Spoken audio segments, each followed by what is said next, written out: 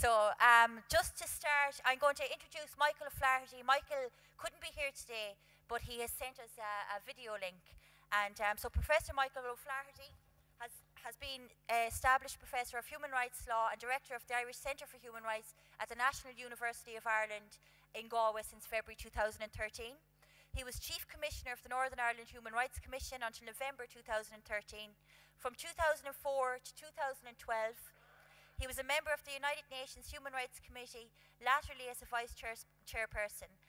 Professor O'Flaherty is a member of the UK Foreign Office's advisory bodies on freedom of expression and prevention of torture and the Irish Department of Foreign Affairs Human Rights Advisory Committee.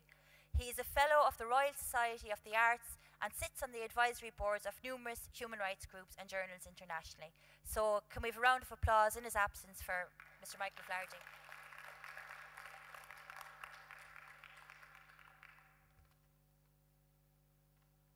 An honouring, a respecting of the diversity of the peoples of our country in their own cultural identities and autonomy. In other words, protecting human rights, calling for human rights, isn't calling for some kind of homogenization of the people of Ireland into some kind of a standard version of what it is to be Irish that builds from the values and the lifestyle of the settled community. It's something very different. It's about cherishing everybody in their unique identity, and that means honouring the place of travellers and the travelling community in the heart of our society, but as themselves. And that is what human rights are all about. That, I think, is what needs to be achieved through the ambitions and the goals of what we're discussing today. Now, when I start my few words with a comment such as that one, it's not just O'Flaherty's opinion. That is a pretty accurate reflection of what the international human rights legal standards require. In other words, that is a pretty good reflection of what Ireland is obliged to deliver because of its commitment to international human rights treaties. When it comes to today's issues, two of those agreements in particular jump to mind. The first is the Convention on the Elimination of All Forms of Racial Discrimination, and the other is the Covenant on Civil and Political Rights. Now, with regard to both of those agreements to which Ireland has committed itself, the country has been reviewed in recent years by the expert UN committees, and each of them has come up with forceful findings, raising problems, identifying concerns in Ireland that need to be addressed in order to honour and cherish the human rights of members of the travelling community. The Racial Discrimination Committee had a lot to say back in 2011. You should read what it said. It's detailed, it's comprehensive, it's surprising in its forensic analysis and critique of the situation in Ireland. And then much more recently, just this summer in 2014, the UN Human Rights Committee also had something important to say about protecting the rights of members of the travelling community. And again, have a look at that. These findings are relevant, they're applied, they offer a pathway towards improving the problematic situations. Now, I'd like to look at some of the particular problems in a moment. I'll focus on 3 or 4 of them. But just before I do that, let me recall why, for me, using a human rights approach is so important, or to put it another way, relying on Ireland's human rights commitments shows us a very effective way to deliver the outcomes that we all seek. And again here, just a few of the key points come to my mind. The first is that when we rely on the human rights treaty obligations, we're calling on law. We're not asking the state to do us a favour anymore. The travelling community is not asking the state to be compassionate and to understand and to be convinced by the force of arguments, but instead the travelling community is insisting on its legal entitlements and its rights. That's in the essence of the human rights system. That's why using human rights as a platform for advocacy can deliver results that are quite remarkable. And we've seen this sector across sector. The children's sector, for example, will tell you in almost any country you care to examine, that the advocacy for children and for children's rights changed dramatically and fundamentally when they relied not on goodwill, but on the treaty obligations to bring about, to gain their entitlements. So the first major quality difference when you use the treaties is that you're using law and obligation, not favour and compassion. The second, no less important virtue of working with the treaties is that it helps us deliver accountability for commitments when those commitments fail to be delivered. And goodness knows, when it comes to promises made to travellers, when it comes to policy commitments made with regard to the travelling community, there has been repeated historical failure to deliver, for which there has been a lack of personal and institutional accountability. And a human rights approach, to my mind, makes the delivery of that accountability far more straightforward and more necessary and more glaring in its absence. And the third and the final of these general qualities of using human rights that I think it's worth recalling today is that it requires the involvement of the affected communities in every step of every process towards identifying how to correct the human rights wrongs.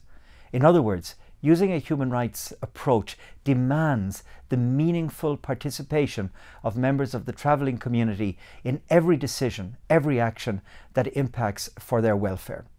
And again here, I think you'll see the importance of that. It takes us away from formalistic consultation to a profound partnership. And in the absence of that partnership, we can call on law to say that we have a right to it and it should be delivered immediately. So with these three general qualities of using the human rights approach, let me turn to some specific problems here in Ireland with regard to the situation of the travelling community, which I suggest should be high in the priority list for policymakers and for discussion today. The first that comes to my mind is the situation with regard to housing. There are two distinct problems here.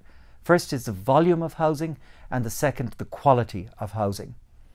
The issue with regard to the volume of housing is the quite shocking extent to which commitments are not delivered on.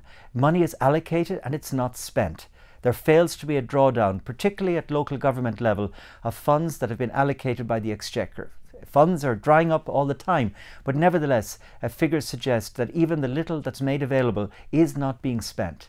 And I'd suggest to you that in almost any other sector, there would be such a media and general outcry in society that this would be seen as utterly intolerable. And we have to achieve the same level of outrage and reaction with regard to the issue in the context of housing for the travelling community as we would in any other area. The second issue is not one of volume, but of quality. And here I'm referring to the need for housing to be human rights based, compliant. Housing for the travelling community must be culturally appropriate. Some generic standard way of addressing the housing needs of the settled community is not adequate. It's not sufficiently reflective and respectful of the cultural identity of the travelling community. I appreciated this point and learnt it myself when I had the privilege of getting to know members of the travelling community in Coal Island during the period when I was Chief Commissioner of the Northern Ireland Human Rights Commission.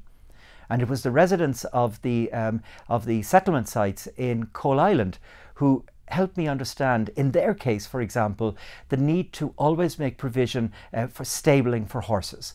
It's something that wouldn't have occurred to me. I imagine it doesn't occur to the mind of your typical housing planner, but it is indicative of what it means to come up with housing that adequately reflects the cultural identity and the nomadic quality of the life of many people in the travelling community. And so that then is the issue of housing.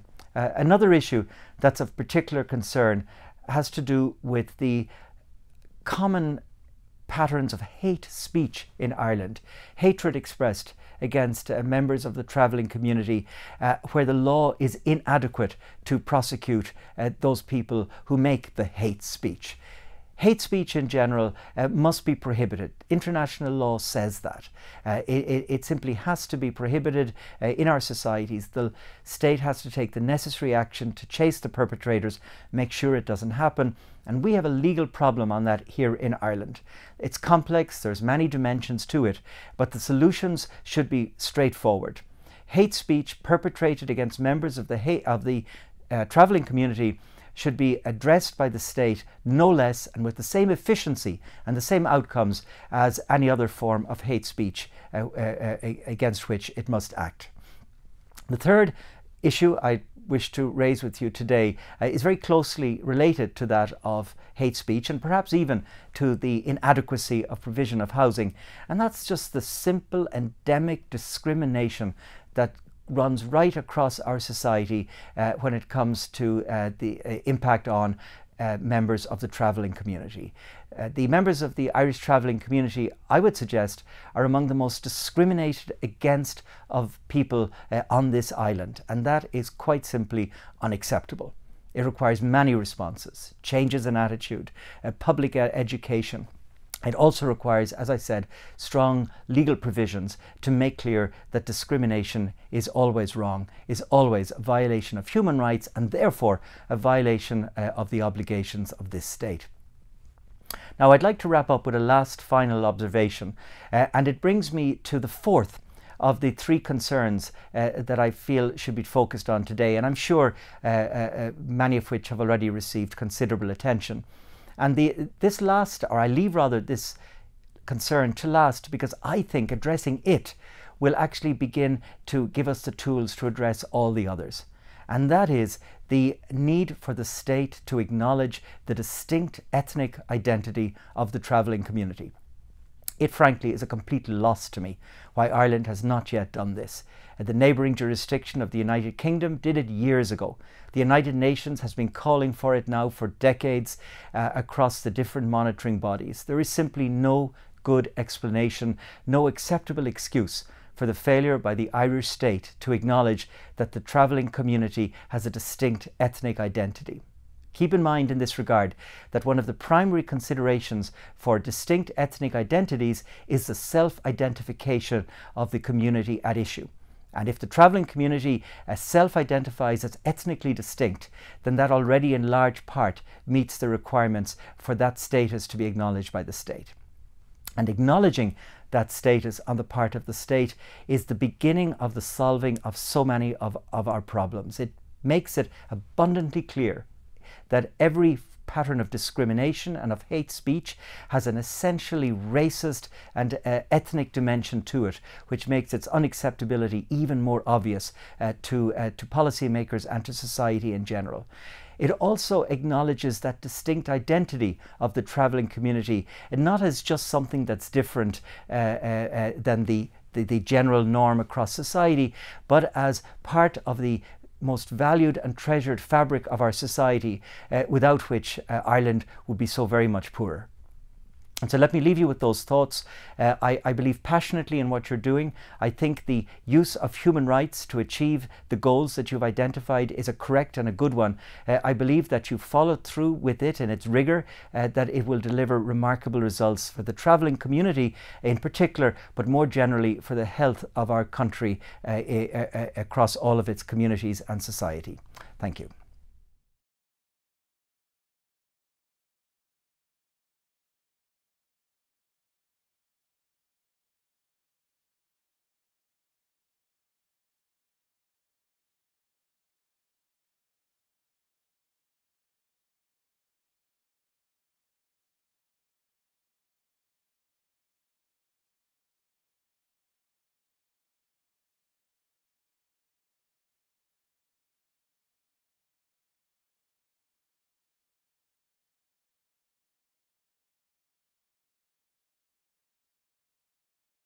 Results for the travelling community in particular, but more generally for the health of our country across all of its communities and society.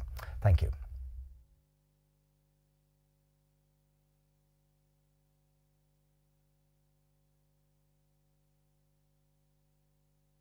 It's unfortunate that he couldn't be here, but it was very good for him to send on the video link, and he touched on the issues that are incredibly important for us to address and that we all recognise, and he reiterated the importance of the fair enough ethnic status in the traveller community.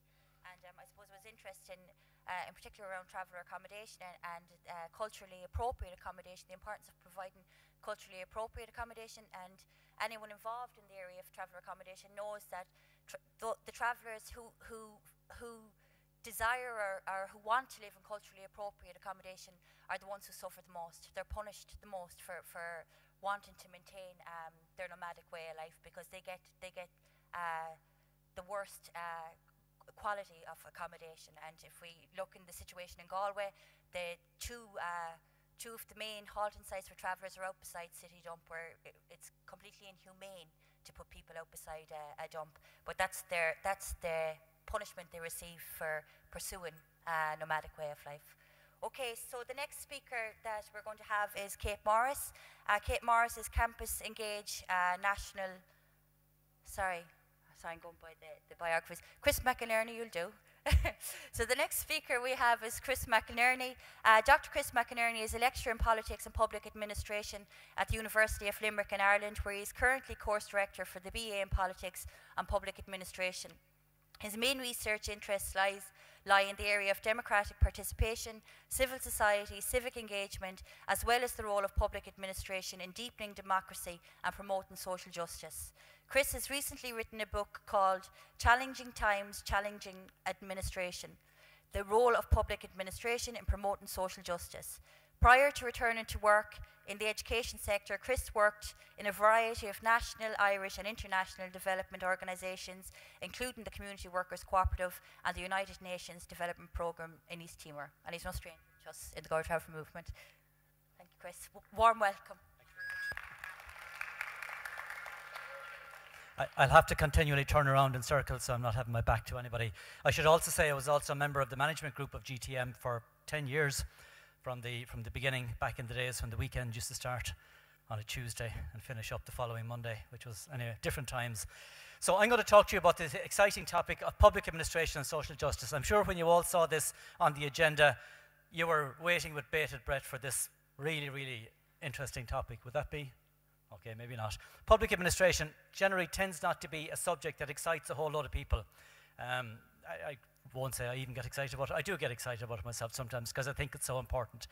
What I'm going to look at is some of the reasons why we should consider public administration and social inclusion and social justice together. The first question, I suppose, is asking how well do we understand the role and the operation of public administration? On the screen, we have two images, one of the inside of a clock. And in old clocks, sometimes we paid a little bit more attention to what the inside of the clock looked like. If we look at modern watches and modern digital technology, we haven't a clue what the inside looks like. Even if we don't fully understand it, at least we can see the pieces. Sometimes in public administration, we can't always see the pieces. The second image is of the human genome, the DNA sequence that makes up all humans. Again, I'm suggesting that public administration has a particular type of a makeup, and if we don't understand that makeup, we don't understand the role it can play around promoting social inclusion. But just in practice, because public administration as a term may not mean a whole lot to a whole lot of people. So in practice, public administration means a variety of things. It includes the core civil service. So the core civil service are people who work in national government departments. Okay, so we have 16 national government departments with 15 ministers. So we have a variety of people who work in those departments. Quite often, those people don't get out very much. They don't get out to meet people. I recently had a meeting with a former senior civil servant, Secretary General of a government department, who commented that she's seen lots of management in the civil service, but very little leadership. One of the points she also made was that very few civil servants actually have frontline experience of getting out meeting with people. So if you don't have frontline experience, how do you know what the real world looks like? The second element of public administration that's important to consider in this context is local government. So in Galway, we always have Galway City Council. So local government is a key element of public administration. But we also have, oh my God, look at that, Uisce Éireann, Irish Water. Oh, everybody now, boo, hiss. A big element of public administration is delivered through state agencies like Irish Water, which we're increasingly familiar with, or like the Health Service Executive, which is one of the key funders of the Galway Traveller Movement and funding the primary healthcare programme. Public administration also includes bodies like the Guards. It also includes the court system. It also includes the education system. So currently, could anybody have a guess, roughly, how many people work in the Irish public administration system? Too many? 200,000? Give us a few more. It's approximately, depending on which way you measure it, different ways that people have different ways of measuring it, it's someplace between 292,000 and 310,000, someplace around that. That's a lot of bodies. So when it comes to talking about social inclusion, that's a lot of people who are there to influence social inclusion, but it's also a lot of people there who can cause social exclusion. If we don't understand the importance of the public administration sector in promoting social inclusion, we in some ways ignore this very, very large body of people who have a significant potential to influence change. The next slide shows a bit of a picture of the brain. It's the part of the neurological system. Now, I haven't a clue what this means, other than it looks very complicated and looks very complex. But equally, sometimes the public administration system also looks very complex. And in many ways, it's not unlike the workings of a brain. It's got its own way of connecting with different parts of it, connect with other parts. Sometimes different parts of it don't connect with other parts and don't talk to each other. So sometimes we have to see the public administration system as being a little bit like this picture of the nervous system. Sometimes it gets very nervous, especially when organizations like GTM and others cause it to be a bit nervous. Or as I once saw facilitating a session down in Kerry when Bridget let loose on somebody in the Department of Education, which certainly caused them to get a little bit nervous at the time, but we got over it. So, public administration is a number of things. Public administration has been described as the law in action. It takes the laws of the land and it implements them. It is also the interface between government and the citizen. It's where most citizens meet government on a day-to-day basis. Consider when you got up this morning or when you went out, to come here today, how many times you encountered different parts of the public administration system. You turned on the lights, possibly, unless we decided we didn't want to turn on the lights. The lights provided by the ESB, a state agency. We went out onto the roads, the road network provided by state agencies. We might have seen guards or teachers or a bus on the street, all provided by the public administration system. So it's the interface between government and citizen. It's the system, bureaucracy. We often use the term bureaucracy in a negative sense, but bureaucracy is only a system of rules that we need to keep society organized. When it gets to be bad bureaucracy, that's bad. Good bureaucracy can actually be kind of good. Public administration is also seen as the implementers of policy decided by government, but also it is the architects of policy. Officials don't just do what they're told, they also influence policy. So the big question, I suppose, for some of this discussion is whether the role of officials is just to implement policy decided upon by politicians so that in some way they're kind of helpless, or is their role also to design and develop policy? And if their role is to design and develop policy, when it comes to talking about social inclusion, their role is absolutely crucial. So we have to focus more on what to think, what to say, and what to do about social justice, social inclusion, and equality. So I want to take one quick example from Irish history. This won't take too long. Now, this is a quiz. There's a 2014 Ferrari sports car parked outside the front door at the prize for anybody who can tell me who this guy is. I knew this was a fairly safe quiz. No. Phew, that was close.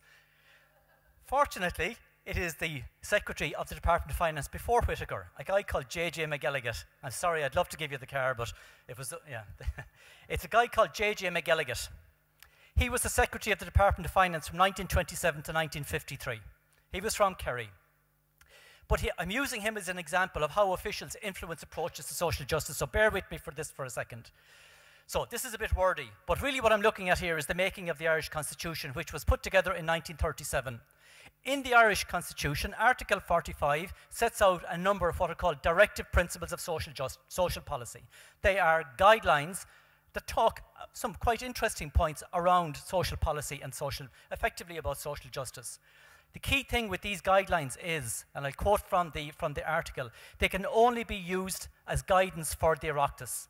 So they can only be used as guidance for the Dáil and the Seanad to make policy and to make legislation. They're not something that you can go to court. So we talked about human rights. Human rights are things that you can defend and you can vindicate in a court. You can't go to court about any of these articles in the Constitution. They're set out only to advise the Oireachtas, not to be considered by the court. And one of the reasons why they're like this is because the same man, J.J. McGilligan, made the point in 1937, when the Constitution was being framed, that these principles would not be helpful to ministers in the future. He said they will create a breeding ground for discontent and they will create instability and insecurity. Such was his fear of these principles of social policy. He said they're consequently objectionable and even dangerous. He said, the provisions are too vague to be a positive assistance to any government and yet sufficiently definite to afford grounds for disaffection to sections of the community who might claim the government was not living up to that constitution. These were his comments on that part of the draft constitution. And he continued, he said, they're of an idealistic tendency. So while they're not individually objectionable, he said, as a statement of social policy, if launched into the void of the constitution, they could recoil like a boomerang on the government of some future day in circumstances not anticipated by the originator. So to cut through all this, basically he was saying he didn't want to put anything into the constitution that people could subsequently use to define and to defend social justice and social policy. So they were put in there in a much more watered down way. So we ended up, the Department of Finance was very happy. They were conditioned, there was a preamble put on them and said that they weren't enforceable in the courts, and he said to that extent they meet the objections of the Department of Finance. So the Department of Finance were delighted. They got their way. This was one official having a very, very significant influence on how the public administration system, or how the state's perspective on social policy and social justice operates. So this man, faceless bureaucrat, we have to question what is the role of public administration in this context. So public administration does all kinds of things. It defines frameworks for how social inclusion should be pursued. It very often is the designer of these policies. So the National Anti-Poverty Strategy was put in place in 1997. How many people are familiar with that? Some. I teach courses with students from the Revenue Commissioners, and each time I ask them, how many of you know about the National Anti-Poverty Strategy, which is government policy, and various names came on it afterwards. Very few of them have even heard about it. Very few of them know about it. Very few of them have ever been involved in implementing it. Public administration and officials also operate the machinery of government. They're like the guys and the women who are cranking the machine. They're keeping the machine going. They often decide what policies to implement, but picking up what was just said in the video link and picking up what Bridget said this morning, they can also decide what policies are not implemented. The country is littered with traveller accommodation strategies or traveller accommodation plans, unimplemented, as was mentioned. The National Anti-Poverty Strategy was largely unimplemented. This is because officials have chosen not to do it. They just decide, it doesn't matter if we don't do it, there isn't going to be any sanction, which is exactly Bridget's question this morning. What sanction is there if they don't do things? In many cases, around social justice issues, there isn't a sanction if action isn't taken, even if it is government policy. Crucially, public officials determine who to engage with. They can decide who to talk with.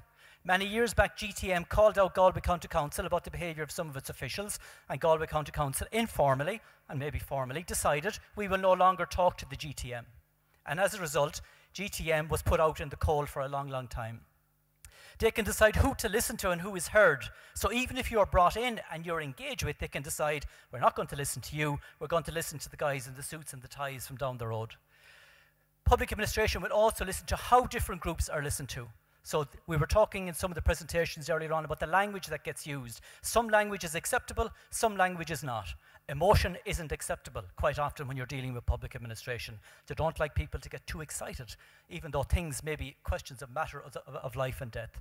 They also make decisions about allocating and withdrawing resources. They manage and often mediate access to politicians and to decision makers in the public administration system. Their role is hugely influential, right from the top levels right down to people who deal with people on the street. Sometimes what are called the street level bureaucrats have a huge degree of influence to make. Nearly finished. So we need, therefore, I'd suggest, to consider more about public administration values. What values do public administration hold? I raised this with the Secretary General of a government department 2 weeks ago, and he said, well, we've got a code of conduct. I was saying the code of conduct doesn't tell me anything about the values of your organisation. It tells me what's written on the page, but it doesn't tell me about the values of the organisation. We need to consider and know more about the advice that public officials give. We don't know that because their advice is never transparent. Their advice is never published. There is an argument, some people say, that the advice that officials give around key topics should be made public. We need to know more about the actions they take and the actions they don't take. We need to know about their disposition and attitudes. There's been very little work done to understand the values and the attitudes of officials in the public sector. We need to know what knowledge and look to increase the level of knowledge that officials have around social inclusion. And then finally, we need to understand and question capacity. All the time, people in the community sector are no doubt told, you need to build up your capacity to go and sit on a strategic policy committee or to sit on a local traveller accommodation consultative committee, the committee with the longest name in history, which always causes me to lose my breath. But there's never any question about the capacity of the officials to function in those areas. So the final thing, organisations like GTM in relation to public administration, and you'll wonder why Nelson Mandela is up there on the screen. Nelson Mandela has made an appearance because I think, you know, you always get good traction when you put Nelson Mandela up, but I'll explain why. Organisations like the Galway Traveller Movement play crucial roles. They enable voice, and this was been mentioned earlier on. They also organise and mobilise, bringing people together who maybe previously hadn't come together. Organisations like GTM and the ITM, National Traveller Women's Forum, Pavey Point and others defend rights and responsibilities. Okay, so they defend rights and responsibility. They also translate voice to action and agendas, because sometimes voice alone isn't enough. It has to be converted into an action, or into actions and to agendas. Organisations like GTM demand accountability. They prod and they irk. They're an annoyance sometimes. They question and challenge. But they also are recognised in some cases, and they're lauded and praised for what they do. But they also suffer, and they're demonised. And no doubt people here would be able to give examples of how organisations like GTM and others have been demonised over time. But the existence of organisations like GTM are essential if we're to have a healthy system of public administration and ultimately a healthy system of democracy. Democracy doesn't function when everybody sits down in a room and agrees with each other. Democracy never came into existence in any country by people agreeing with each other. It usually came in by people having to demand their rights. But in Ireland of the 21st century, the belief seems to be that we're not allowed to speak in those kind of terms. So I put the picture of Nelson Mandela's long walk to freedom up beside the GTM 20-year anniversary. Nelson Mandela was elected for the first time in 1994. I was lucky enough to spend 9 weeks in South Africa at that time as an election observer, and it was really, really striking to come back to Ireland after that huge event in South Africa, back into the foundation of the GTM, and to see one country celebrating the long walk to freedom, the long walk to their rights, and to be back in Ireland in 1994, still talking about issues like traveller rights, and here we are 20 years later, questioning how much progress has been made on it. So the final thing, a little bit of a group exercise. In South Africa, Mozambique and other countries like that, the tradition at the end, or halfway through the meetings, if people wanted to celebrate an organisation, they would have to celebrate the name of the organisation. So they'd have to say, Viva, so everybody now can say, Viva, Viva. And then, Viva GTM! Viva! Viva GTM. Thank you.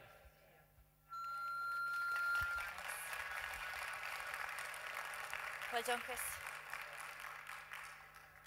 It's a good Viva GTM. If anyone was any doubt about why it's important that we exist, I hope Chris has put your doubt to rest.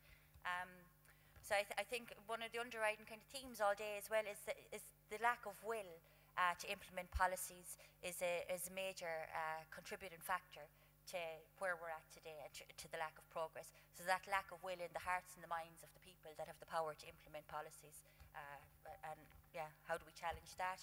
And I think the stuff that Chris and Bridget had touched on about penalties. Penalties need to be incurred by organisations who don't deliver on their policies. So we know from the work in the travel accommodation programme here in Galway that the local government has failed to deliver on that programme for the last 15 years. Every 5 years we submit new traveller accommodation programme, which isn't new at all, it's just the same one as last year, a few more families added to it, and there's no penalties incurred for the failure of delivery. Okay, so just the next speaker, and I think I've it right this time, it's Kate Morris. Kate Morris is Campus Engage National Coordinator based at the Irish Universities Association. Kate's role is to drive the Campus Engage initiative to support ongoing development of activities such as community-based learning, student volunteering, community-engaged research and knowledge exchange and sharing, to increase the number of courses, activities and levels of participation in these areas across Irish higher education. Prior to Kate's involvement with Campus Engage, she worked for the last 15 years for organisations such as Educate Together, the National Consultative Committee on Racism and Interculturalism, the Centre for Effective Services, and UNESCO Centre Northern Ireland. Thank you, Kate. A round of applause for Kate Morris. Hi, everyone. And can I just say, first of all, what it is an honour to be asked to come and take part in this session today.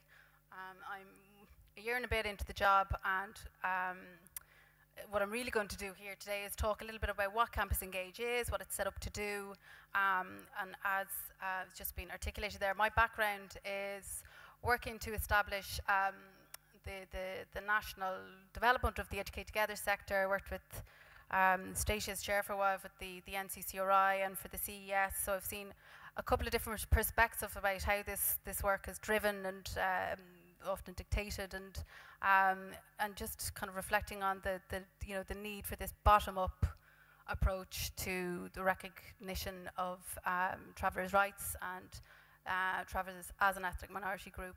And just one quick observation is, and I would just love to see some of, in terms of participation in today's dialogue and debate, just more political leaders, more political representatives, more civil servants, more administrators in the audience to get a sense of the passion and the great work that's been done across Ireland in terms of the traveller movement, travellers' rights and recognition, but also how this stuff really affects people on a day-to-day basis.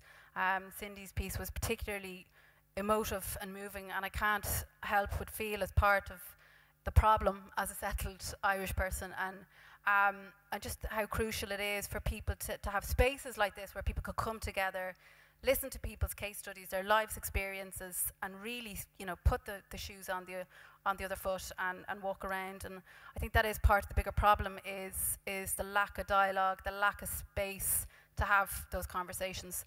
So after that little bit of waffle, I'm just going to quickly, so Campus Engage, it's a national initiative. It was originally set up in 2007 here in Galway, in NUIG, driven by the CKI initiative. So it ran with a 5-member institutional, 5 higher education institutional membership for 5 years until the publication of the Hunt Report, also known as the Higher Education Strategy 2030. And what I'm going to talk today about is a little bit about policy and how the implementation of policy or lack thereof. So once the Hunt Report was published, there was a Comali out in DCU, and there was a recognition of the need to scale up the Campus Engage initiative to include all higher education institutions. So this offer was made to all higher education institutions to join. And basically, what is it that Campus Engage is set up to do? It's about promoting innovative community-based learning, community-based research activities to develop partnerships with community-based organisations to look to solve real social issues in partnership together, in terms of equality of perspective and need, in terms of research agendas, higher education research agendas to inform public policy. We're also trying to produce a set of resources and offer capacity building for this type of activity across the higher education staff and eventually with community partners. I'm only in the role, as I said, about 14 months now, so we're rolling out an initiative to work with staff in higher education institutions to align their curriculum with the needs of the communities that they serve. So they're working with communities for communities. We're also trying to build awareness of the role of higher education and civic engagement with potential stakeholders and policymakers. We're facilitating the creation of opportunities for national campus engaged partnerships, and we're about supporting the development of good practice and policy. And most importantly, trying to create a place for debate and for and act as a national reference point to promote community-based research and community-based learning connected activities across campuses in Ireland. So our governance structure, all the decisions are made at this kind of steering committee level where there is a representative from all higher education institutions. So the presidents of higher education institutions have appointed a representative to sit at this steering committee to make decisions on how they move their policy agenda in this area forward and make decisions. And then we have 4 working groups that cover community-based research and learning, measuring impact of what we're about and what we do, and then policy and communications. And we're also looking to set up an advisory panel or an associate panel. So we're calling on organisations like the Irish Traveller Movement or Galway Traveller Movement to sit on that panel and advise us and support Campus Engage in trying to increase the number of modules, community-based research and learning modules on campuses, and work with us in progressing that. So what are we ultimately trying to achieve? What is Campus Engage about and what's it trying to achieve? Well, through its various activities on campuses local, they're trying to create a more diverse student population, create partnerships, a partnership approach to innovative community services and policy based on community need, and building a research evidence base that includes all voices, not just those in positions of decision-making power. It's about solving real social issues together in partnership, and it's about looking at the positive impact on students and greater community well-being around working collectively for community change. And it's looking at positive impact on student learning and retention. So if students' curriculum is focused on applied, accredited learning with the community, for community need, it's about keeping students bums on seats in campus, that they're not, that their work is applied, that their academic career or experience is applied. So there's 5 key policy documents or points in this space. One I mentioned, which is the National Strategy for Higher Education, and this places great emphasis on engagement with society as the third interconnected pillar of higher education. So that's research, teaching and learning, and engagement. So higher education institutions have an obligation to deliver on community engagement. It calls on higher education institutions, the strategy, to engage with the communities they serve in a more connected manner, identifying community, regional and enterprise needs and proactively responding to them. The National Strategy argues that this will enhance engagement and will help institutions become more relevant and responsive, and will also enhance the diversity and the distinctiveness of institutions. There's also a growing appreciation for the potential of higher education institutions to contribute to social equality and community development by placing greater emphasis on the principles of partnership, participation and capacity building. So I'm quoting here from the National Strategy. So it's really reiterating the roles and the responsibilities of higher education institutions to work with and for the communities and work together to solve real social issues.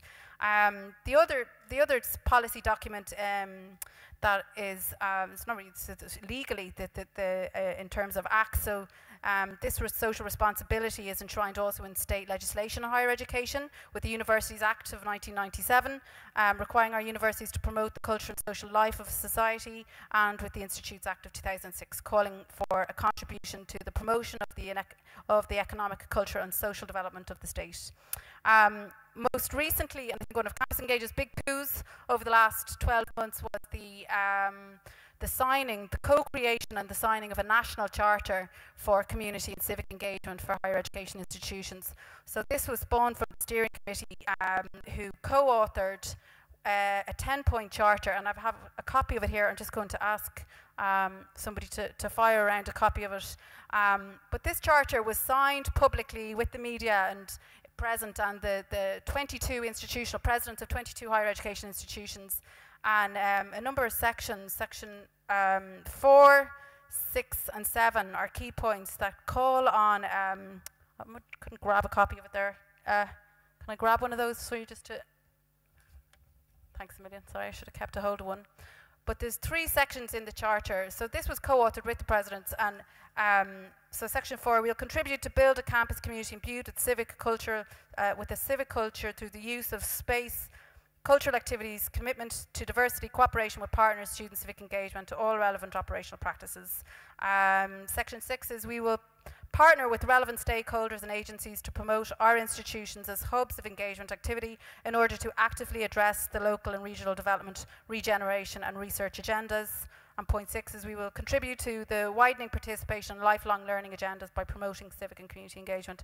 So this is, we treat this as a most recent policy document encouraging community engagement of the universities and ITs with the communities that they serve. Also, at a more structural level, higher education institutions have signed up to compact agreements which are funding related. So institutions have to deliver on these compact agreements in terms of strategic funding for institutions, and it's related to a framework that has been set out on how institutions deliver in terms of community engagement. And that's important because it means that institutions have to proactively collect information and data on what they're doing in this space and how they're working with communities in terms of knowledge exchange, community-based research, community-based learning. So it's moving in the right direction. And then of course, most recently, which I hope people are involved in and have responded to, is the draft consultation paper for the next National Access Plan I don't know if anybody's aware of it, that it's even in development, but it's the 2013 to 2014 to 17 National Access Plan, which it hopes to double the number of travellers participating in higher level education. I just wonder about the amount of consultation on the development of those figures on that section. It's a small enough section within the consultation draft consultation paper, but it's there, and there is a political will, and they have to deliver on these targets. How they do it is a different issue. We also have the Here and There schemes, which are trying to deliver and scale up the number of students on campus. But the question is, do you need a specific scheme targeting young travellers to have equality and real potential to access higher level education? Of course, what needs to go with that is a proper consultation process on what are the barriers, what are the facilitators, working with the community rather than creating their own ideas about what will work. But of course, there's umpteen and lots and lots of really positive and inspiring examples of traveller participation within higher education. And there's other initiatives like the TAP initiative in Trinity, the DCU, bridging the FETAC to higher education scheme, and the Youth Academy, of course, here at NUIG, which is doing great work in working with the community. So just to also look at some other key issues, relation to progression to higher education, the provision of access to education guidance. This was, I share an office with the Here and the There staff within the Irish Universities Association, which is where I'm based, but we cover all universities and ITs, and we share a space, and they're telling me about what are some of the issues and some of the barriers. But I had a chat with them before, kind of agreeing to do this, because I was kind of paranoid about being able to really deliver, and I wanted to get a good insight from the access perspective. And some of the things that they were suggesting is that there's a lack of guidance on the ground in terms of effective communication with younger students about what are the potential routes and the potential options for them out there. And sometimes they get guidance just to go and do the applied Leaving Cert when there's other options, just go and do the and what are the consequences of doing the applied Leaving Cert rather than the regular Leaving Cert. And also the issue of the lifelong learning issue of getting wrapped up in, or caught up in FETAC level 2 and level 3 courses, and how do you bridge from those FETACs into third level education? So there needs to be more debate and more consultation and more discussion about this as part of that national consultation process in terms of access to third level education. However, so looking at all of this interesting policy that's in place in terms of third level education, and I did a bit of scrummaging around and trying to find data and figures and some kind of evidence on what's the progress that's been made. So I was looking at census figures from 2006 or whatever it is, in 2011. Marginal, is probably generous. 55% of travellers complete their full-time education by the age of 15, 90% by the age of 17. These figures have already been bandied around this morning. Currently, less than 1% of travellers progress to third-level education, and I think that's shame on us. And just listen from the dialogue about recognition and that kind of positive actions approach. And I think some of that is probably interconnected. It's this kind of greater systemic issues, talking about direct and indirect discrimination. I think that is connected to those poorly figures. But then also you look at the austerity, the absolute slashing of the budget to traveller initiatives from 76 million in 2008 down to 10.2 million euros in 2013. So that's huge. That's it's annihilation. Then the visiting teachers service for travellers ceased in 2011. This is across the board also in higher education. There's huge cutbacks also, but it seems specifically horrific in this instance. So it all seems a bit depressing, and to be honest, I kind of feel really depressed at the moment about the situation, and I'm just thinking, we've talked a lot about kind of theory and what's going on and all, but what are the actions we need to take collectively in partnership? And there's a couple of things. In my previous life, we worked with a number of very well-renowned international academics on implementation. How do you implement practice and how do you implement policy? And it's all very technical language, and But ultimately, I think what it boils down to is a couple of key principal points, which is political leadership, having politicians owning this agenda and really driving it. I think we need champions and leaders within the community, both the traveller community and settled community, owning these agenda issues and driving them collectively. One big issue seems to be accountability. Where does the buck stop? Chris, you touched on that as well. So, you know, who is taking accountability of these issues? So is it the minister who's going to be speaking to us today? And if so, how and when? What are the timelines? Also, as I mentioned earlier, the necessity for public spaces to consult and discuss and develop effective communications on how best to engage are really important. And I think Campus Engage, while it's in its infancy, it's got a huge amount to learn from its potential community advisory panel. And the other point, kind of touched on it a bit this morning, but the potential for early intervention programs to be invested in further, and these to be built with and for the community. And I know the department are working in this space, but more needs to be done, you know, that these programs need to be not built by academics in their isolation, but built with the communities, for communities across. You know, there's some really positive stuff happening in Dublin and elsewhere, but you know, to keep on investing in that and look at it as a kind of a lifelong learning initiative. And then, of course, greater cohesion between departments. So the Department of Children and Youth Affairs, Department of Education, and Department of Justice, they're all working across the different departments and aligning agendas.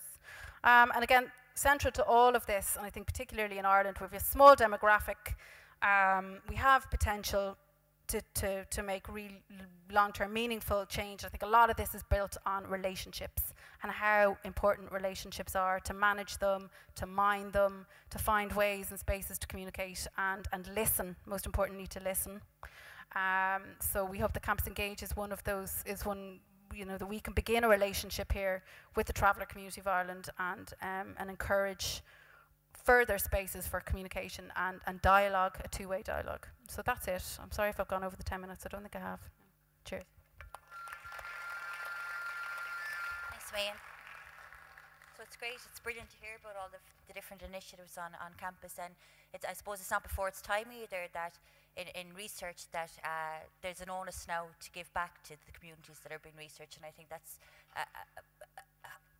about time, you know, and it's the most ethical way to conduct our research at the end of the day.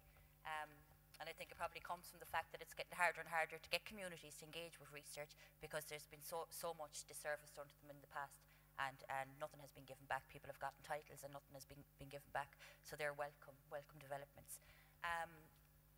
And also the stuff around the figures for higher education, when we welcome them, but then the scary stuff is when you look at all the cuts to traveller education at the primary and secondary schools, after you say, how are we ever going to create the conditions where we can get to the third sector? So that in itself has to be, all of those things have to be happening together in order for there to be any real progress for travellers in terms of in education.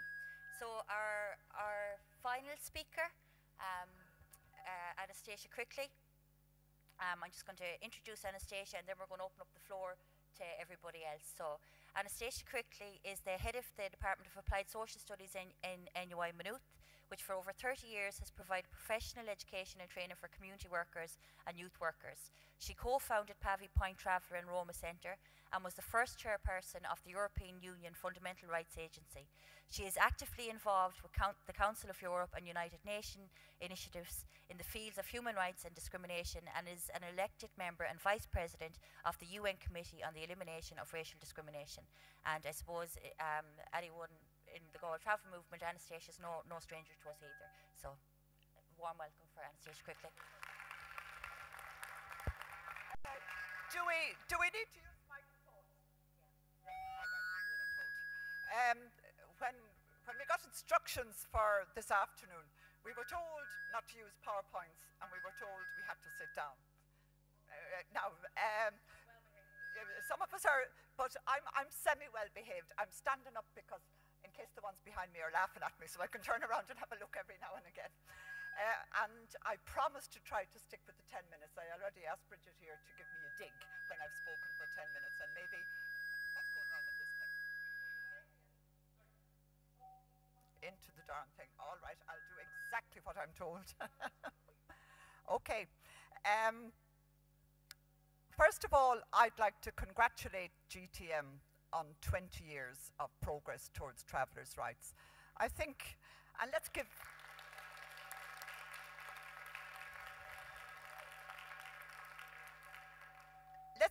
everybody who has struggled for part of or all of those 20 years our profound gratitude. A number of us have worked for travellers' rights alongside travellers and as travellers at national level. Those national level initiatives wouldn't be possible without the partnership and solidarity of regional and local level initiatives. And I think what GTM has been able to do over the past 20 years has been particularly significant in linking local, regional and national level concerns, in making sure that what are local ills become national issues. So congratulations again to each and every one of you. You're great people and you've done great work, but that doesn't mean there isn't an awful lot more to be done still, as people have already said here. I'd also like to acknowledge the solidarity that Galway Traveller Movement have had from supporters and from others in the Galway region. And to acknowledge also that sometimes that support isn't always visible on one hand, and also to acknowledge that if Galway Traveller Movement or any traveller organisation struggling for rights is to make progress, then there have to be times when there are battles and when there is constructive debate and criticism of the people who are providing services and of the organisations providing services and of the state locally and nationally. And I regret, as others have done already, that more people from the local authority and from the state side aren't able to be with us today, because I think this is a day where we can acknowledge the respective roles that people play, and I'm glad to see that some of you at least can be here. At least some of the people that I know can be here today. Thinking over the past 30 years, significant progress has been made, in my view. When I first became involved in the early 1980s in work with travellers, the prevailing notion was that travellers were dropouts from the famine who took to the road because of poverty, which totally ignored history. There was a poor law inquiry prior to the famine, which actually was able to tell us that there were people called TYNK, tinkers on the roads at that stage, as well as people who were poor, who were begging. So it was wrong from the very beginning, but that was the prevailing idea, and the national organisation of the day had on its headed note paper a little house with a road that led to it, which was a very, very clear message about what was expected of travellers at the end of this important journey into a house and into pretending to be settled people and to be normal, quote unquote, as they would like to have put it, members of Irish society. You may not have achieved proper and full recognition like travellers should have as a minority ethnic group in Irish society, but you certainly have come a long way from that little house on the prairie with a little pathway to it on the headed note paper. And congratulations again to all of you who have managed to begin to traverse that journey. Michael O'Flaherty very eloquently said and outlined the injustice of the lack of recognition of travellers as a minority ethnic group, as an ethnic group in Irish society. So I won't repeat what he said, but can I say that in all but name, you are acknowledged as a minority ethnic group by the state. And can I also say that acknowledging travellers as a minority ethnic group is an important moral achievement, and one that I believe any of us who believe in justice and equality and human rights in Irish society ought to be supporting and ought to be ensuring happens. But I also need to say that it's not going to resolve the issues faced by travellers in Irish society on its own. Irish travellers in the UK, as Michael said, are acknowledged as a minority ethnic group, but it didn't stop the British government evicting Irish travellers from Dale Farm, as a number of you will recall, not so very many years ago. What it did mean, though, that they had the right to go to court to fight their battles and to make their case there, and that was important. Okay, so having acknowledged the work that you've done in Galway, having said a little bit about the journey that has been travelled, the progress that's been made so far, I'd just like to make a few brief points about the road that I feel still needs to be travelled. And going that road, for me, means going a road less travelled. All of us, either traveller or settled person, or members of other minority groups who wish to struggle for rights, are going to have to always be prepared to see things differently and to go the road less travelled, and to be prepared to go that road less travelled when it's neither personally profitable nor useful, and when it's going to have us individually and collectively labelled as being awkward.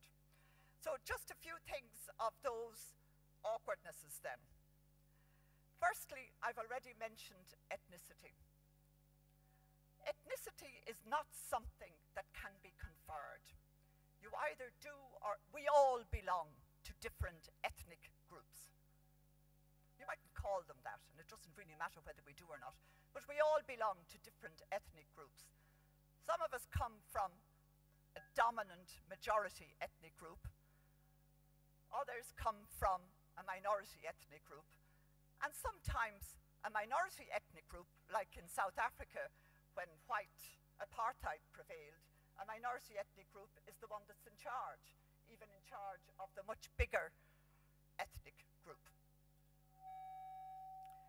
This right is something that the government is considering, and I encourage you, when the Minister joins us, as he will be doing in a short while, to invite him to complete that consideration of traveller ethnicity with all due speed. This is a right that the government, when it was been examined by the United Nations at our Universal Periodic Review in 2012, I think it was, agreed to consider. I think 2 years is way beyond the length of time for that sort of consideration.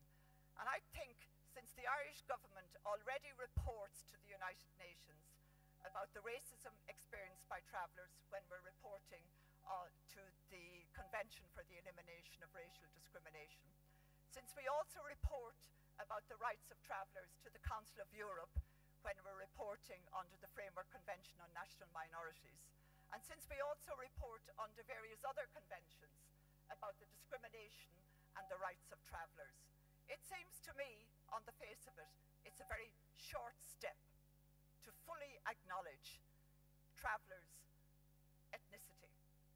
And I encourage you to encourage the Minister to make sure that that step is taken with all due haste at this point in time. Secondly, Chris was talking earlier about the role of policymakers and the role of policy. And I'd like to encourage you to see policy makers and civil servants and people involved in public administration not so much as being concerned with policy, because while Chris is quite right about the way in which social justice and social rights are represented in our constitution, there is also the reality, as Michael pointed out, that the Irish government has signed up to a number of international conventions which do have some legal bearing. They mostly got to do with naming and shaming, but they do have some legal bearing, where we are acknowledging that it's beyond policy, because policy is very frequently something you can say if there isn't enough money, which there isn't a lot of at the minute, that you can't do too much about it, and isn't it such a pity? Whereas if, on the other hand, it's a right, then the role of the civil servant or the public official is not just as policy maker or policy advisor, and indeed they can use those roles for good or for bad, and some people do use them for good, so let's be clear about that too. But their role is not just as policy makers, their role is also as job to ensure that your human rights as travellers are fully realised. And I think that's a really important way for us to begin to talk about ending racial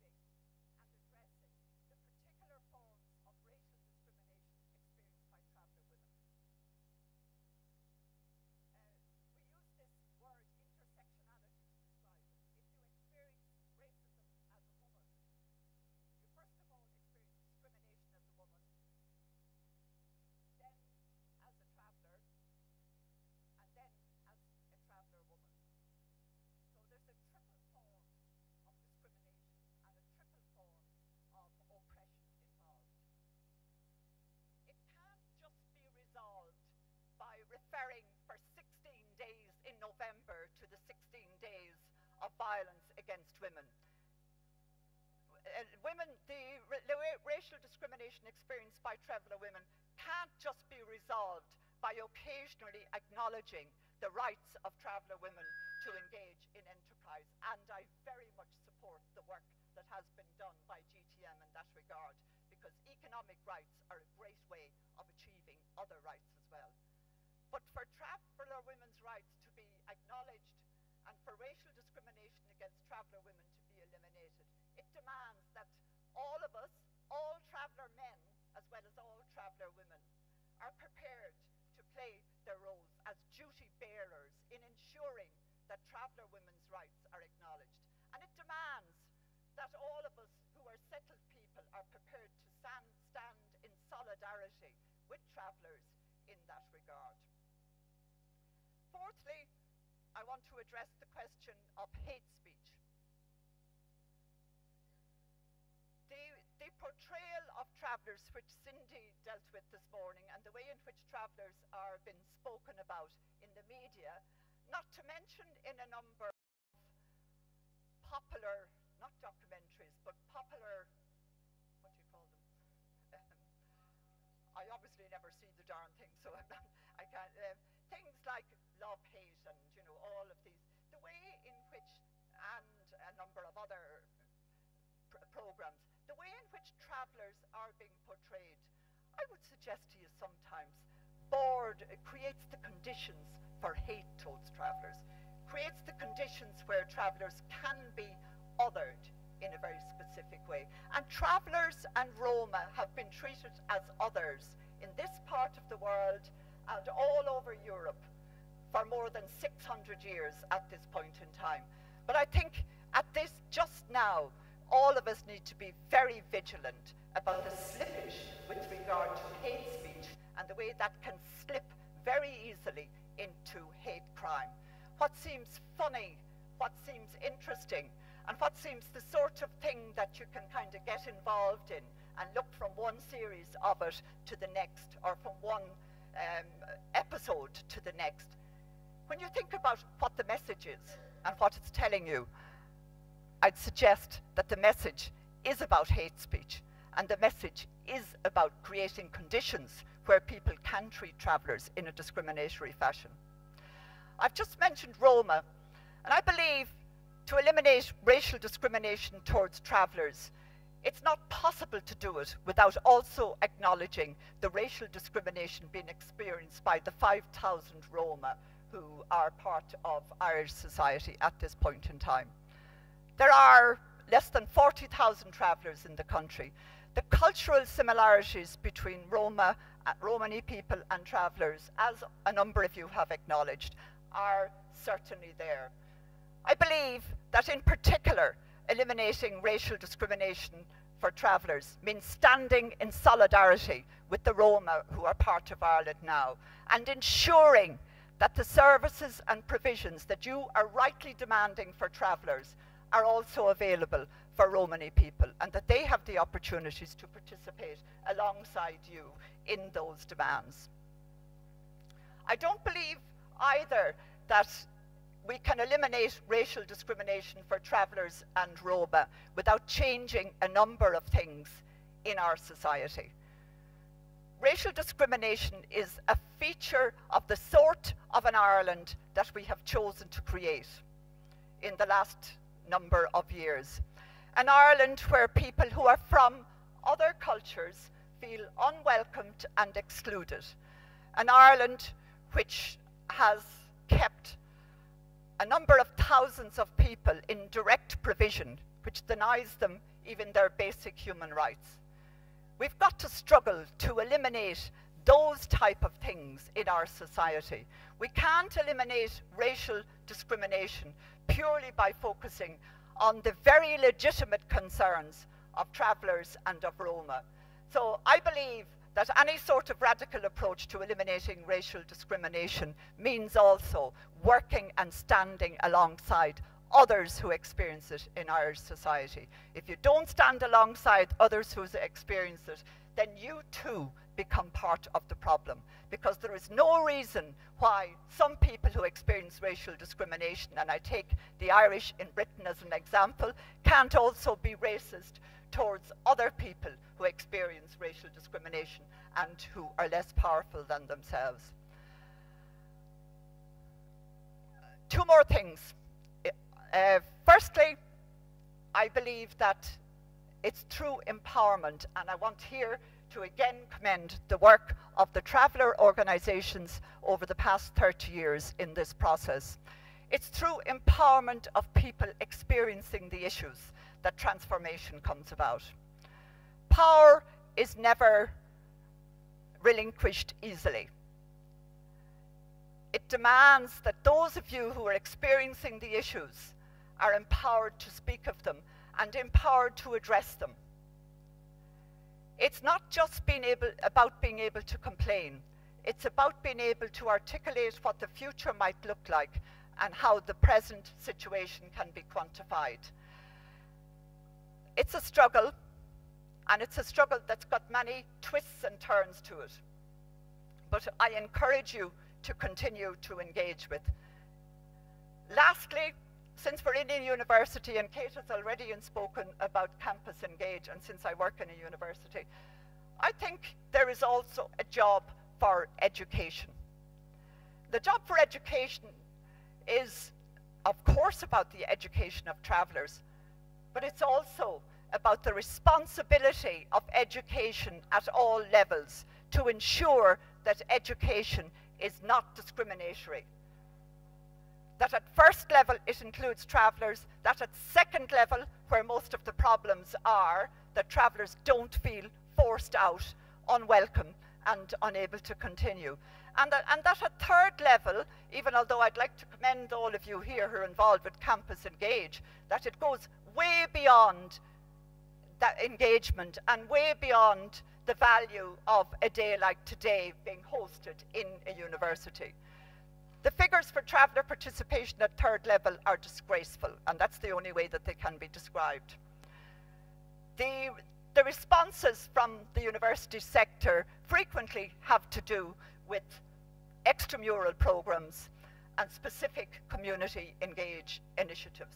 They are simply not enough. There is no reason why those of you who are travellers, and we have had some experience of this in Maynooth, can't come to university as mature students. The so-called access initiatives need to be changed to ensure that that sort of entry is possible. And I say this here, and I say it deliberately when I'm in a university, that is not what's happening at the moment. And those of us within the system who struggle to try to make it happen have a very, very big job on our hands.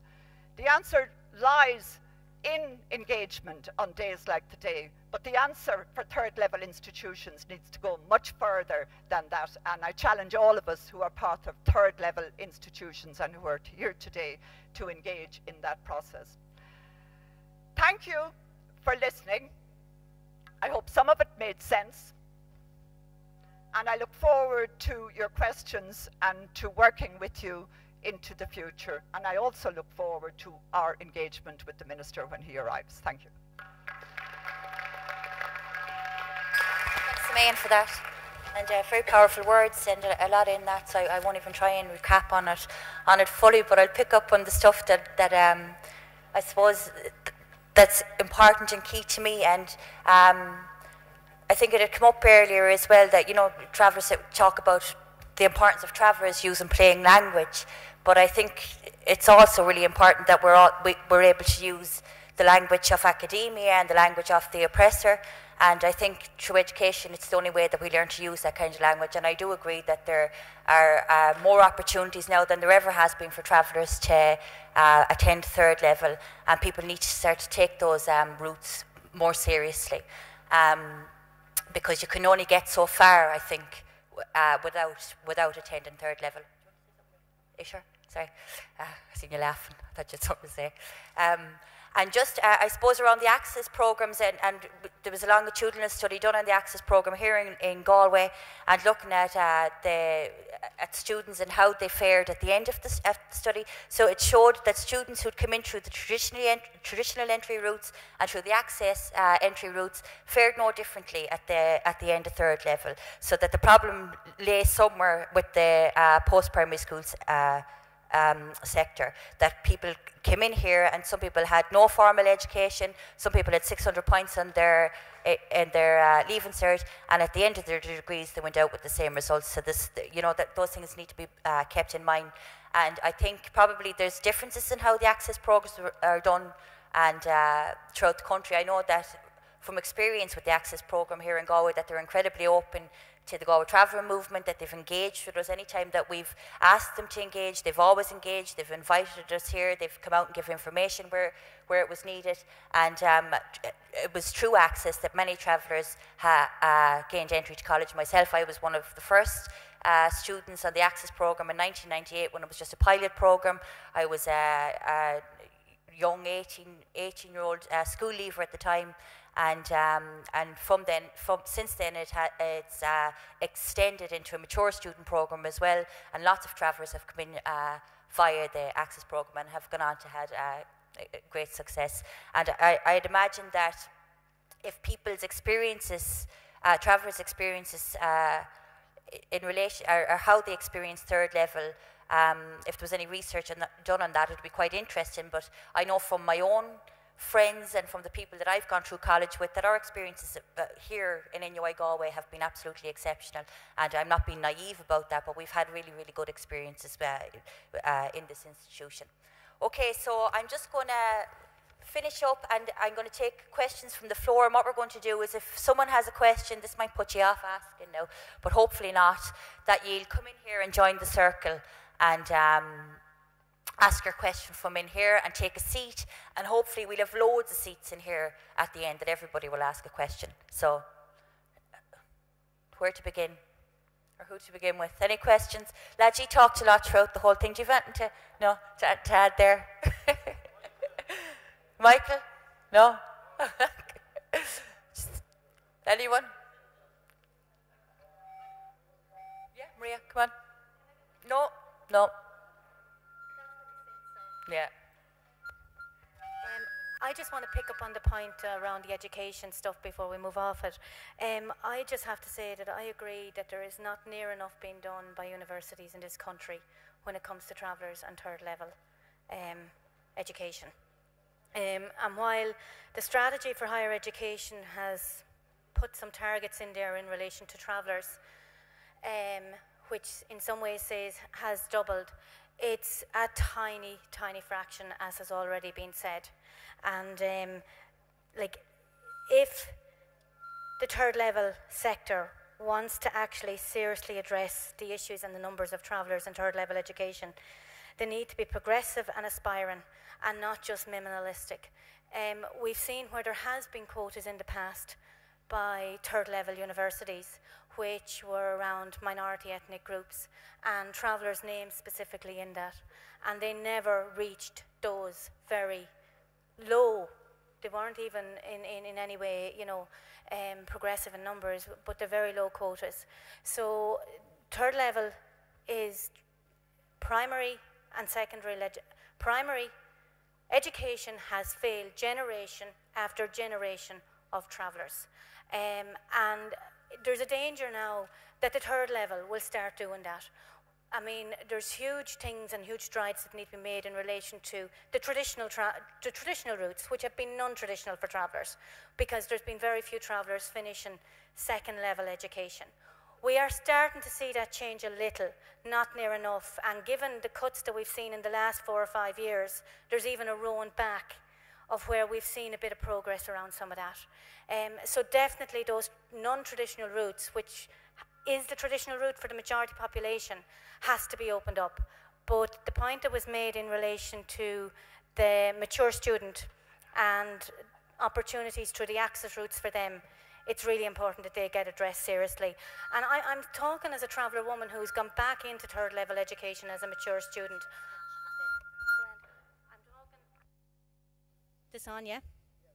I'm talking as a traveller woman who's a parent of a child who went through the traditional route of secondary school and completed, but didn't go on to third level.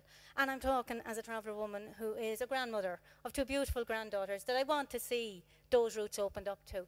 So there does need to be an awful lot done by the third level sector in this country to address for the sins of even primary and secondary.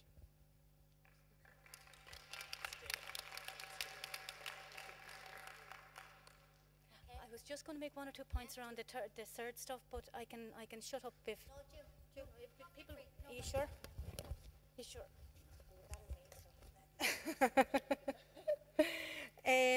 No, just very briefly. I mean, it got said very well this morning, and it got touched on and got said again here today in the afternoon session around the traveller leadership and empowerment. And I suppose I just want to add my voice to that, in that. We would not have had a panel that we had here this morning going back 5-10 years, where it was an all traveller panel, and nice to see very much weighted in the favour of women and one man.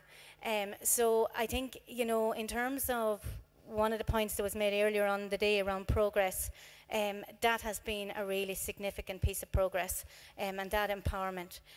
We still have a ways to go in terms of the political participation and the sort of democratic and social policy section that was talked about here, and really having travellers to the fore in that as well. Thanks a million, Maria, for that input. Is anybody else? Patsy? Bring in your chair and all. Come on. Move in. Yeah. You're okay? For the lads.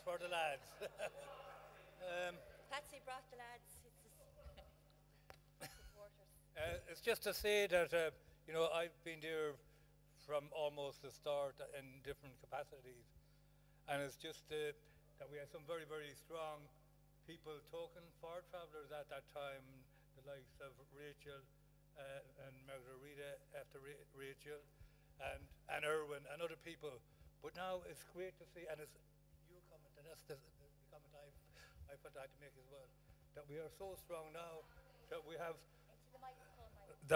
we are so strong now that we have traveller people that can talk and that can articulate the issues that concern travellers, you know, and that is really, really important. So we talk about, I've heard about education out there, but we have come a long, long way from when I joined the GTM. Okay, that's good. Thanks, Patsy. Thanks. Stay where you are. Stay where you are, Patsy. You're not evicted. Get back. Okay, stay where you are. Okay, so anybody else? Thanks, Kathy. We'll have Kathy, and then we'll have Siobhan, the council from the council. Come on. No, you have to now. You can't speak. No. Siobhan, will you come in? You can't speak from the outside, Kathy. Come on. Siobhan. Yeah, I'm Siobhan Donoghue, and I suppose I'm acting senior social worker with Galway City Council. I suppose I'm a bit nervous, but I suppose Hannah and I suppose the last little while, I'm a full decade with Galway City Council. I suppose I came in very young, very naive, very idealistic in terms of what social work was going to be in Galway City Council. But I'm delighted to say 10 years on, Hannah and the work that the GTM do still put fire into my belly around social work and social justice and social issues in local authority. And I suppose public administration and how do we open up dialogue. It's a very exciting time in terms of dialogue between public administration and Galway traveller movement and I suppose social justice groups. So I suppose I just want to say I feel privileged to be part of what ye have done here in Galway City Council. And I suppose we were able to reflect on it. 10 years ago, it was a struggle for traveller reps to sit on the LTACC. Whereas now, we're welcoming that. It still is a struggle, and it still will be a struggle, but I think it's about how we do our dialogue. So I suppose I just want to be part of the inner circle, because I think Galway City Council are changing it in that way, that I suppose we're beginning to really welcome diversity. And I suppose it's a huge challenge for us, and I suppose I feel quite frightened to be part of the mechanics of a bureaucracy now in 2014. How do we make that happen? That frightens me. But I suppose the willingness, I do feel, is there, and hopefully we can all work together to achieve something different going forward. Because I suppose even with Cathy, and hopefully Cathy will join the circle too, in terms of her commitment to traveller issues here in Galway City. So I suppose just to commend ourselves, because it's not all heavy heart. 10 years I have been here. I couldn't even imagine Margaret O'Riordan's journey, or Mary Siren's journey, or all, do you know what I mean, all the kind of older, or Patsy's journey, and how ye have seen real positive change. So yeah, I think we should have a group hug. Thanks, May and Siobhan. And I note that the minister is here, and we'll get to you in a second. If that's, I can see you're busy anyway. So we'll give you a minute to compose yourself, not that you need it. Cathy, do you want to come into the inner circle? I didn't really want to, but as Siobhan said, my name is Cathy Joyce. I've recently started work in the housing department of Galway City Council, and I'm not going to labour the point. I think for people working in the public sector, I think this concept of the duty bearers, I think we can crack this whole process and accelerate the change that everyone has spoken about today if we can accelerate the pace by which all public servants and people working in the area of promoting traveller rights, you know, where they all take that duty on board. So the question is, how do we increase the capacity of organisations to make their staff aware that they are duty bearers? And that's my question. Okay, thanks, Amanda. I'm absolutely delighted to badly attempt to answer your question, but can I say, Cathy, I think the first thing is for all of us in the public sector to recognise that we are duty bearers, and I'm glad to say that when the minister is here as well, to recognise that we are duty bearers and that we have a duty to struggle to realise rights, and that's the first step. And I think after that then, if we can move our heads in that direction, the other actions that we need to take are difficult but can flow. It's when we keep going back to seeing it as a policy that it may or may not be possible for us to implement, depending on the resources that are available. I think that's when we're starting in the wrong space. When we start in solidarity as duty bearers to ensure that travellers and Roma, as I was saying earlier, realise their rights in Ireland, I think then we're on a good starting point. And I won't try to go any further now, but I wish you well with it.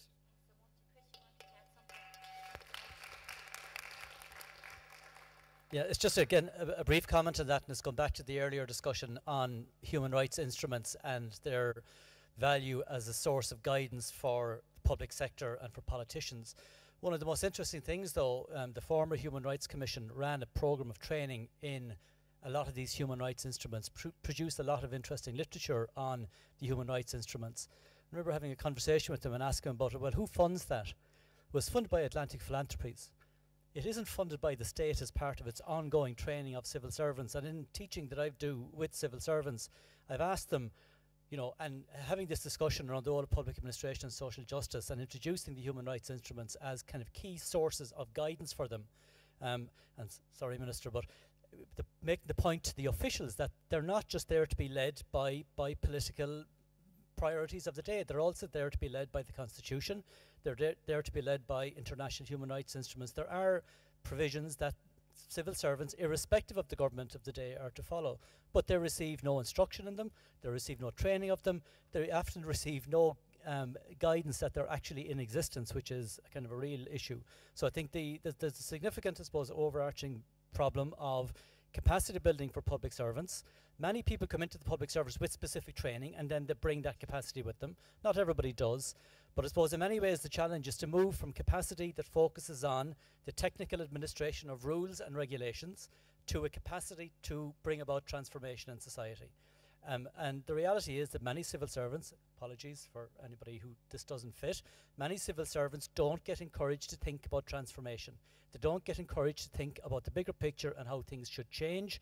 They get encouraged to think only about how they should apply the rules and regulations that are put down in front of them. And until that changes, I think, you know, this struggle to bring about transformation is going to be difficult. Thanks very much. Do you want to say something? I know we had done a quality mainstreaming up in City Hall recently, so the Go Travel Movement, myself and the Equality Ambassadors had delivered a number of workshops, and Cathy and Siobhan participated, and I know at the end of the sessions, and the Education Training Board and the Galway City Partnership and Galway Rural Development had also taken part in the sessions. But I know at the end that you really welcomed that space to engage and to be allowed to engage and to be allowed to have to think or see things through fresh eyes. And I think it really stood well for our relationships even at the end. I think we had much stronger relationships leaving that training. So those spaces are really beneficial, and I think they really work for people, you know. And I think it's only fair to give people that space.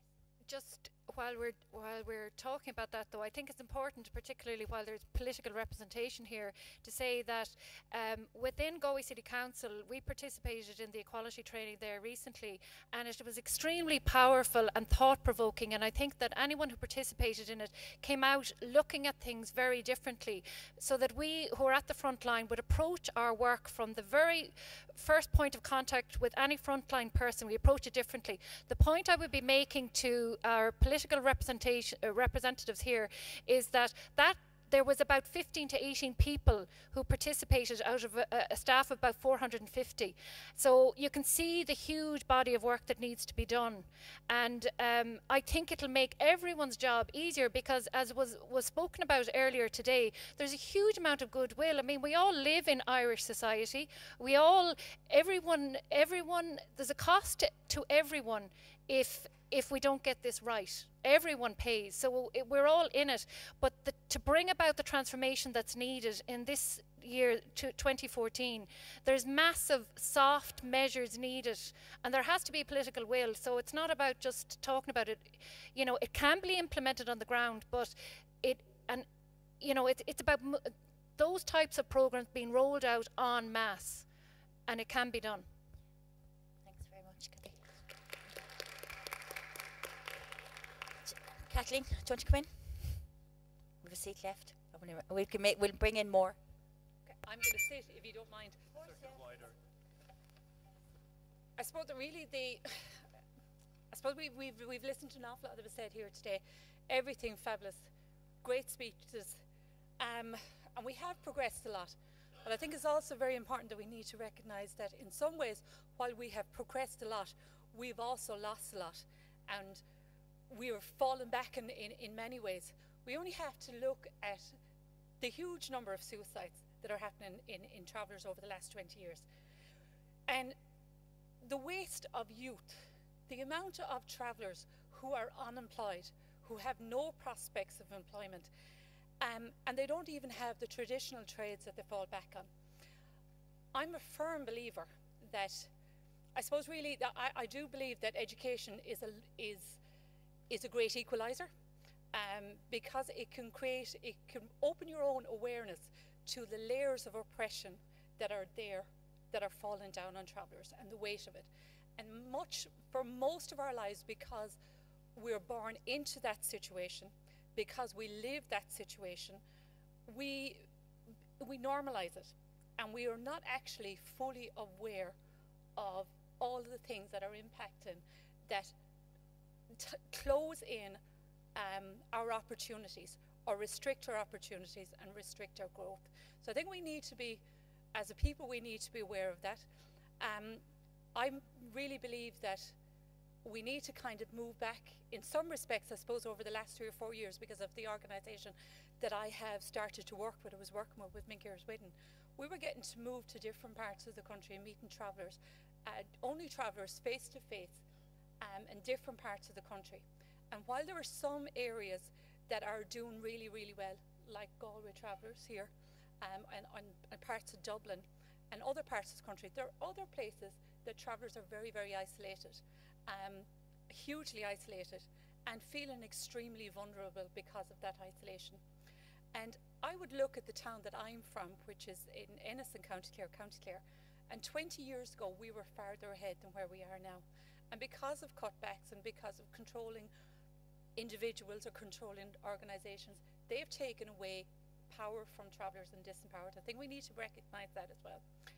One of the things that Minker Whitten are advocating and have been advocating for years is for the recognition of travellers as an ethnic minority in Ireland. And I think maybe 10 or 15 years ago I didn't fully understand or appreciate what that would give you and the reason why it was so important.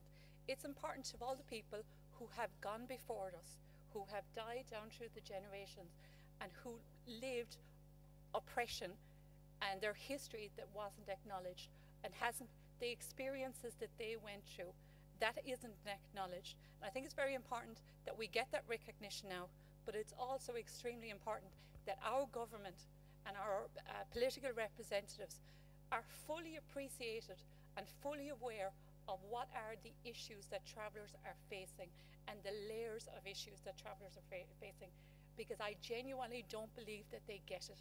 You can't get it because you haven't lived it, because it's something that you can read about and you can get it on academically, but if you haven't lived that experience, you just don't get it. You don't have and I'm not saying all don't get it, I'm sure many do, but the vast majority don't get it. Travellers are almost blamed are blamed for the issues that we are experiencing. We're nearly blamed now for the high levels of suicide within our community, as if it's our fault that the children and young people are killing themselves and older people are killing themselves. They don't get the fact that from the cradle to the grave, we live it, we have to endure it, and it's extremely, extremely, extremely difficult. And we need our politicians to open up the doors, and our political parties to open up the doors for travellers, to make it possible that we're on the inside as elected, as representatives. We don't have the numbers to probably get in to be politically representative democratically, but I think we need to be opening up the doors for us to get in there. And whether that's in the Senate, which is a very easy one for it to happen, that we need political representatives on the inside that are travellers who live it, who see it, who endure it. And I think if you were seeing maybe what Minker Whitten are seeing, or travellers are seeing upon the ground, but I think because of the way that we're moving around from throughout the country, and we're seeing people who have really, really well established or set up, to the people who are completely disempowered, I think it's shocking and it's waking, and it's absolutely no wonder that our children, or the children of travellers' families, are committing suicide at the rates that there are.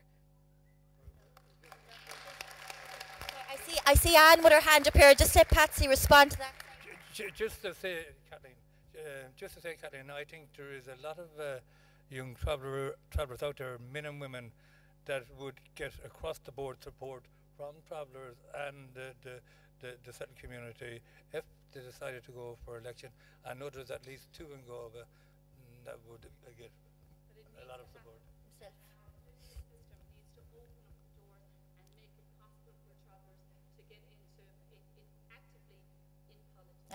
Yeah, and I think those of us that are empowered, I mean, the reason we do this work is because we remember what it's like to be disempowered, and we don't forget the people that are disempowered. That's why we do the work that we do.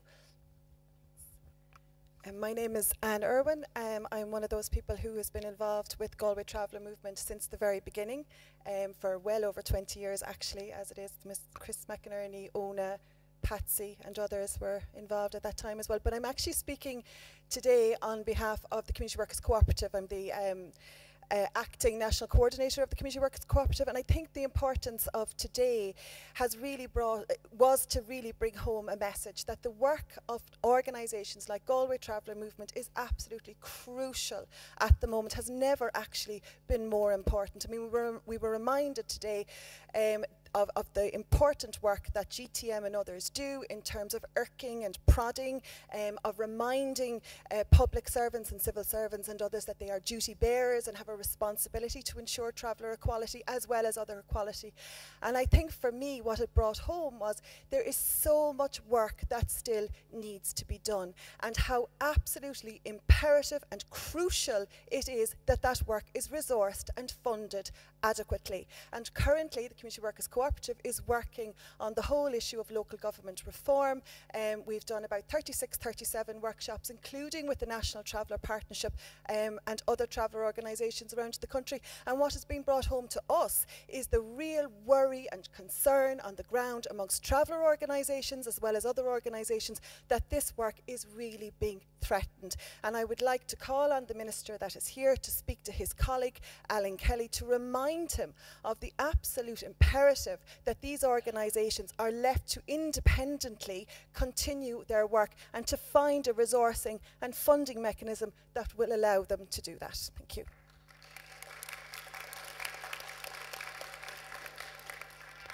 Does anybody else want? Ciara, come in here. We have another seat over there. You can sit. You can take my. Oh, thanks. Everybody moves when a pregnant woman comes. Yeah. I just wanted to follow on a little bit from what Anne said, but also because I think it has been alluded to throughout the day, but hasn't actually been said and named. And it's really about the approach that GTM takes and the importance of that approach. So we've heard various speakers throughout the day talking about partnership approach and the importance of the partnership between travellers and settled people, the importance between travellers and the GTM organisation, and the Galway City Council, for example, or the HSE, and the very good work that happens out of that. And we've also talked a little bit about participation and the importance of the community that's affected most by the issues that we're working on being directly involved and participating directly throughout the process. And we've talked about a collective analysis of collective issues and collective action for those issues.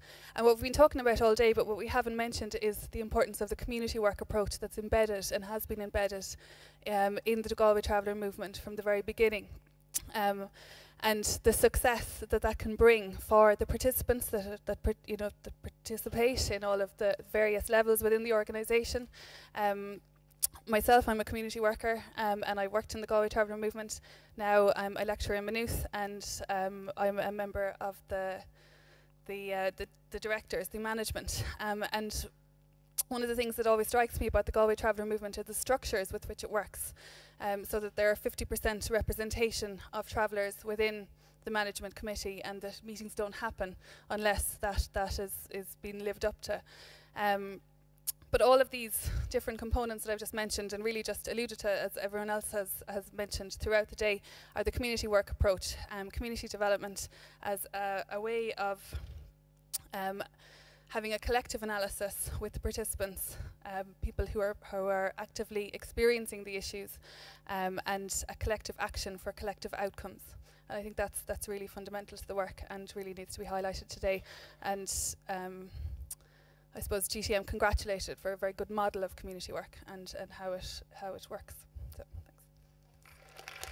Thanks, Ciara. I know Maria just has a point, and I'll go to Bridget. And we know you're very busy. While we have your ear, Minister, I just want to add my weight again to what Kathleen was saying in relation to the political representation, particularly with yourself there, Minister. It's hugely important that travellers have a voice in the decision making and the policy development which directly affects every aspect of their lives. And it's really important that the closed political structures, because they have been closed to travellers, are opened up. I mean, in terms of numbers and quotas and those kind of ideas that are being looked at, or for other sectors, certainly needs to be looked at in relation to travellers, to ensure that they are at the centre of the policy making and the decision making and the discussions in relation to their own lives. If I could just take this opportunity as well, just in the discussions that were had earlier in relation to the ethnicity and ethnic status, and you'll probably be looking for the ear of a few of your colleagues, Minister, and the discussion that was there around ethnicity is not something that's deferred. Government agreed 2 years ago in Geneva at the UN Committee for the Elimination of Racial Discrimination. The Irish government agreed to consider, when it was reporting to that UN committee, it agreed to consider traveller ethnicity. Since then, the National Traveller Monitoring and Advisory Committee, through the Traveller Policy Division within the Department of Equality, held a fairly significant conference in Dublin Castle in relation to ethnicity, where all of the speakers, both academic, both traveller experts and representatives, clearly agreed that travellers are a minority ethnic group, that they are in terms of traveller ethnic status.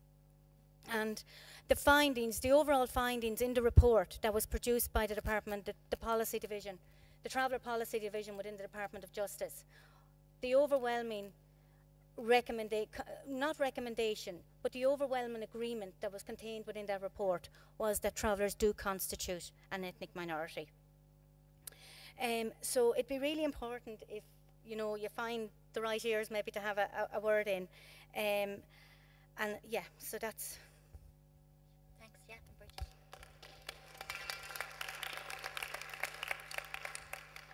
Welcome, Minister. It's a pity that you weren't able to join us this morning for the first half of the symposium, because it was absolutely electric in terms of discussions around ethnicity, discussions around issues that particularly young people are facing, and how they feel, how they're internalising the oppression around feeling not wanted in spaces. Some really fascinating papers that the academics who are travellers have been producing, that I suggest maybe that you might forward on to the Minister, that I know you'd enjoy reading. And I suppose I'm just taken by the fact that as we're having this discussion, that people are acknowledging the work of the Galway Traveller Movement and of the local traveller organisations and the national traveller organisations. And I think that we really should take this opportunity to, big ourselves up a little bit and pat ourselves on the back in terms of being people who know the issues very well over the last 25, 30 years, know our issues inside out, and are able to present our issues, but also then able to offer solutions. So I'm looking around today and seeing, we have a big issue of youth unemployment Kathleen spoke about, where young men have across the country, traveller men especially, have no opportunities. I know this myself. We face this in my own family, where young fellas are getting depressed, where members of my own family have taken their own lives because they felt that they've have no opportunity and have no future. And then I see over here a business that the GTM have set up around insulation, and you see all these young men over here and how unusual it is, and we need to acknowledge that in a space like this, to have so many people. But again, this is something that was touched on this morning. This is a solution that we ourselves and ye as a community, a local community, came up with to your problems. And this is what we do all the time. And I know from our dealings with the Minister that, Minister, you're very open to listening to any solutions that we bring forward. And I suppose that everybody here today has been talking about, the resource issue that's within the community sector. The community sector has been decimated, the human rights sector has been decimated, especially around empowering local people around their solutions. And I suppose if we could have any word in your ear, it's that to look at the impact that people coming up with their own solutions and being empowered bring, and to look at that and see the value in that. Thanks, Minister. Thanks, Marianne. So I just wonder, does anybody else want to say anything before I call on the Minister for a response? Obert, you do. Come on in. Yeah, there you go. Anywhere at all? No? Oh, there you go. Okay, I'll be very brief. My name is Obert. I'm a student, community and youth work. My stance still stands from the talk in the morning that I believe that the traveler community should fight that the children have a right to education, while the likes of ITM fight on the broader sense in terms of ethnicity and all those things. But let's have children go through the education as a right, and let's not accept the amount of discrimination that happens to the children. A person who is told that you are not good, a person who's spoken down to scientifically, we don't need to prove anything else. Your mental health is gone. Even the outcomes that they're expecting you to get are already defeated, because how can you learn when your mental state is struggling between your emotional well-being? So there is need for us to challenge that children have a right to go all the way to university.